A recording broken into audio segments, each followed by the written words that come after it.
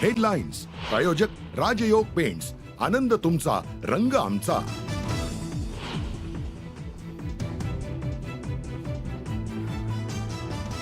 राजीनामा द्यायचा की नाही हे धनंजय मुंडे ठरवतील. राजीनाम्याबाबतचा निर्णय अजितदादांनी मुंडेंवर सोपवला. सिंचन घोटाळ्याच्या आरोपांनंतर नैतिकतेतून राजीनामा दिलेला दादांचं विधान.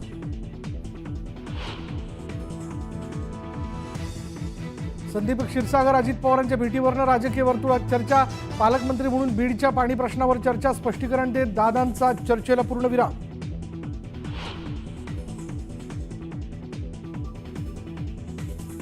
फरार कृष्णा आंधळ्याला तात्काळ अटक करून त्याला फाशी देण्यात यावी, संतोष देशमुख यांच्या भावाची मागणी.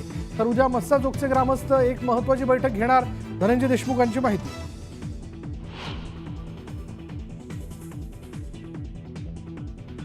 ठाकरेंचा आणि कोकणाचा काडी मात्रही संबंध नाही. 2 वर्षात उरला सुरला पक्षही संपेल.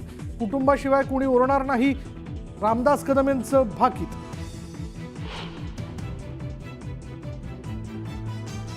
कोकणात डॅमेज कंट्रोल करण्यासाठी ठाकरे ॲक्शन मोडवर. राजन साळवींच्या ठाकरे शिवसेना प्रवेशानंतर राजापूरमधील पदाधिकाऱ्यांची सेना भवनात बैठक.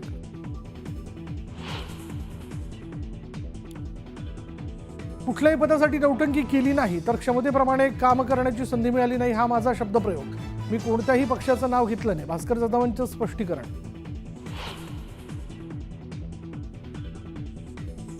आमदार भास्कर जाधव पक्षात नाराज, काही दिवसांनी त्यांचे परिणाम दिसतील. मंत्री गुलाबराव पाटील यांचं सूचक वक्तव्य. 2.5 लाखांहून जास्त उत्पन्न असणाऱ्या बहिणींना योजनेतून वगळणार. आणखी लाडक्या बहिणी अपात्र ठरण्याची शक्यता. कल्याण डोंबिवलीत 900 इमारती अनधिकृत. आरटीआय कार्यकर्ते पांडुरंग भोईर यांची धक्कादायक माहिती. अनधिकृत इमारतींप्रकरणी दोषी अधिकाऱ्यांवर कठोर कारवाई करण्याची उभाटाची मागणी.